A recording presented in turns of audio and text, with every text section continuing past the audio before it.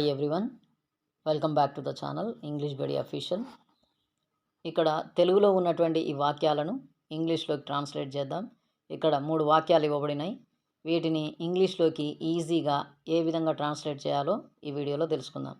చూడండి, అహ్మదాబాద్కు Boeing company నిపుణులు చేరుకున్నారు. రైట్, ఇక్కడ ఇంతవరకు పూర్తయింది. ఇక్కడ చేరుకున్నారు అనేటటువంటి ఈ పదము పనిని తెలియజేస్తుంది కాబట్టి దీనిని బేస్ చేసుకొని, ఇది వర్బ్ అని అంటాం, దీనిని బేస్ చేసుకొని ఫస్ట్ రాసేటటువంటి పదాన్ని మనం తెలుసుకోవాలి. చేరుకున్నారు అనేటటువంటి, చేరుకున్నారు అని అంటే ఎవరు చేరుకున్నారు అని మనం ఒక క్వశ్చన్ చేయాలి. ఎవరు అని క్వశ్చన్ చేయాలి. ఎవరు చేరుకున్నారు? ఈ క్వశ్చన్కి ఏ వర్డ్ అయితే ఆన్సర్ వస్తుందో అది ఫస్ట్ రాయాలన్నమాట. సో ఎవరు చేరుకున్నారు? బోయింగ్ కంపెనీ నిపుణులు. ఎవరు చేరుకున్నారంటే బోయింగ్ కంపెనీ నిపుణులు. సో ఇది ఆన్సర్ వచ్చింది కాబట్టి దీన్ని ఫస్ట్ రాయాలి కాబట్టి నెంబర్ 1తో గుర్తుపెట్టుకోవాలి. ఇప్పుడు మళ్ళీ ఒక క్వశ్చన్, బోయింగ్ కంపెనీ నిపుణులు ఏం చేశారు అని ఇక్కడే మనకు క్వశ్చన్ వేయాలి. బోయింగ్ కంపెనీ నిపుణులు ఏం చేశారు?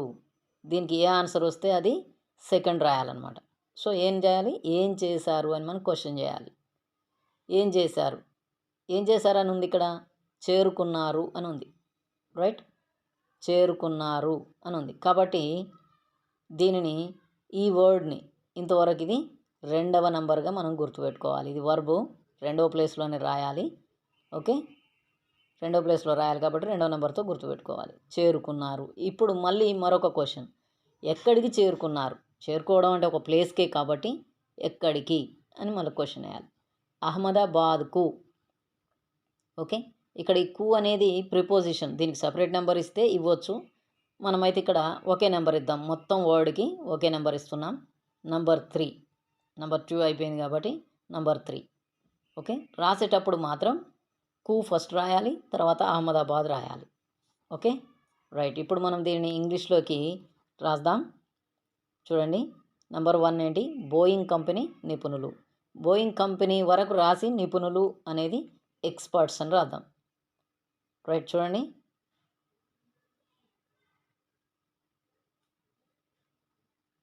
బోయింగ్ కంపెనీ నిపుణులు అంటే experts. Boeing company experts. Number 2 ఏంటి? నంబర్ 2 చేరుకున్నారు. ఇది పాస్ట్ టెన్స్లో ఉన్నట్టుగా అనిపిస్తుంది, అయిపోయినట్టుగా అనిపిస్తుంది, కానీ ఇది రీసెంట్ ఇన్సిడెంట్ కాబట్టి మనం ప్రజెంట్ పర్ఫెక్ట్లో రాయాలి. దీనిని ప్రజెంట్ పర్ఫెక్ట్లో చెప్పాలన్నమాట. సో ప్రజెంట్ పర్ఫెక్ట్లో చెప్పినా కూడా దాని అర్థం పాస్ట్ టెన్స్నే తెలియజేస్తుంది. సో ఎక్స్పర్ట్స్ ఇక్కడ ప్లూరల్ ఉంది కాబట్టి హ్యావ్ అనేటటువంటి హెల్పింగ్ వర్బ్ తీసుకోవాలి. సింగిల్గా ఉంటే, సింగులర్లో ఉంటే మనం దాన్ని హ్యాస్ తీసుకునే వాళ్ళం. హ్యావ్ కాబట్టి రీచ్డ్ అని వర్బ్ 3లో చెప్పాలి. Reached, have reached. నంబర్ 3 ఏంటి? అహ్మదాబాద్ కు. ఇందులో మనం కు ఫస్ట్ రాయాలి. కు అంటే టు అనే ప్రిపోజిషన్ రాయొచ్చు, తర్వాత ప్లేస్ రాయాలి. To Ahmedabad. Okay, to Ahmedabad. Okay, finished. This sentence is finished.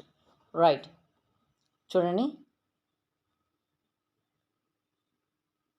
Boeing company experts, Boeing company నిపుణులు హ్యావ్ రీచ్డ్ చేరుకున్నారు టు అహ్మదాబాద్, అహ్మదాబాద్కు చేరుకున్నారు. Now the second sentence. Now we learn how to write the second sentence. విమాన ప్రమాద ఘటనపై దర్యాప్తు చేపట్టనున్నారు. ఇందులో వర్బ్ ఏంటి? చేపట్టనున్నారు అనేది వర్బ్. దీన్ని బేస్ చేసుకొని ఫస్ట్ వర్డ్ మనం తెలుసుకుంటాం. సో చేపట్టనున్నారు, ఎవరు చేపట్టనున్నారు? ఎవరు అని క్వశ్చన్ చేయాలి. ఎవరు చేపట్టనున్నారు? ఎవరు చేపట్టనున్నారు? విమాన ప్రమాద ఘటనపై దర్యాప్తు చేపట్టనున్నారు అని ఉంది, కానీ ఎవరు అనేది లేదు కదా.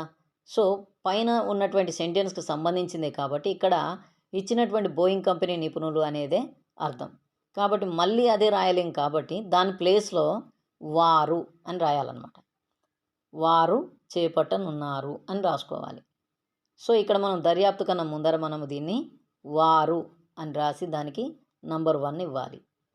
ఓకే, ఎవరు అనే దానికి వారు అనేది ఆన్సర్ కాబట్టి ఇక్కడ నంబర్ 1తో మనం దానిని గుర్తుపెట్టుకోవాలి. రైట్, ఇప్పుడు మనం ఒక క్వశ్చన్ వేయాలి మళ్ళీ. అక్కడ వారు ఏం చేయనున్నారు లేదా ఏం చేశారు అని క్వశ్చన్ వేయాలి. వారు ఏం చేస్తారు అని అయినా సరే క్వశ్చన్ వేయాలి. వారు ఏం చేస్తారు. ఓకే, ఇక్కడ చేశారన్నాం, ఇక్కడ చేస్తారన్నాం, ఎలాగైనా అనొచ్చు, పనిని తెలియజేయాలి అంతే. వారు ఏం చేస్తారు, చేపట్టనున్నారు అనేది అర్థం. చేపట్టనున్నారు ఇది వర్బ్ అన్నమాట.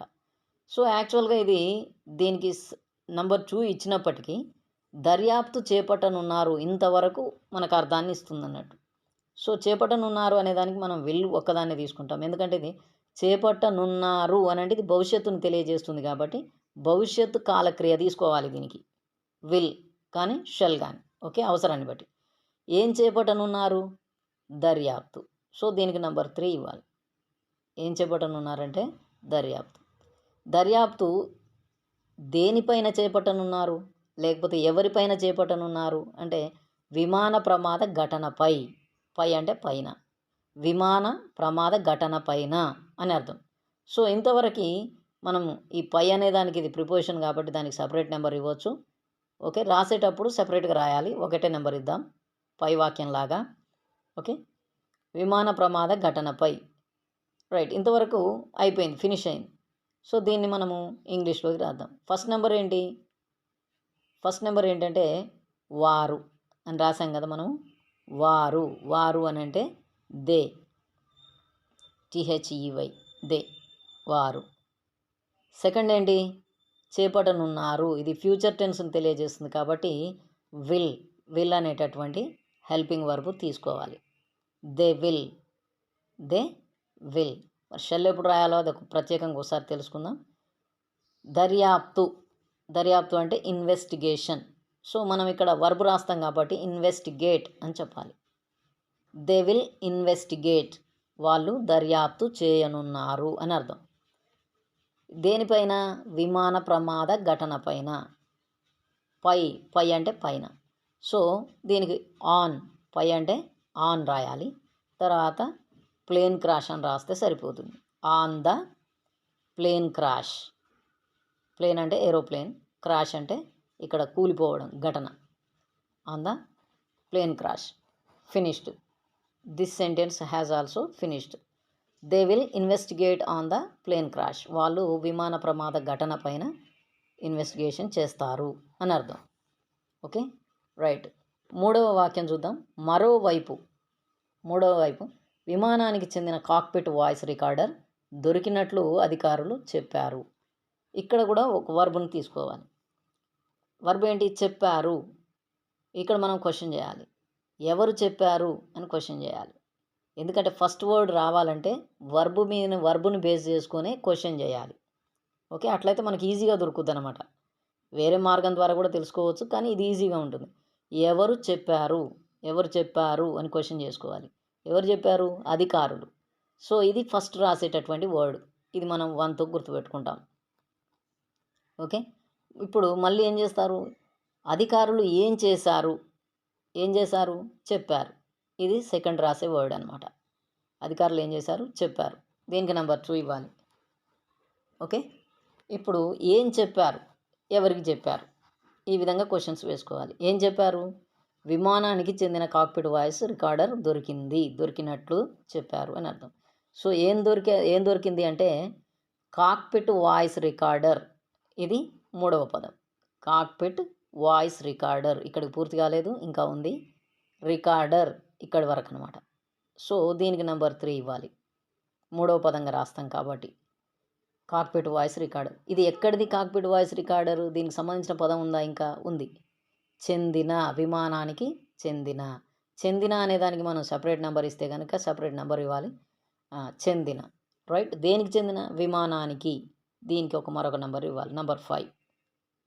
ఓకే, తర్వాత అయిపోయింది, ఇంతవరకు అయిపోయింది. దొరికినట్లు, దొరికినట్టు అని అంటే దీన్ని మనం ప్యాసివైజ్లో తీసుకుంటే, దీన్ని ప్యాసివైజ్లో రాసేటప్పుడు ప్యాసివైజ్లో రాద్దాం. దొరికినట్టు, దీనికి నెక్స్ట్ నెంబర్ 6, నెంబర్ 6 ఇద్దాం. Okay, right. ఇంతవరకు అయిపోయింది.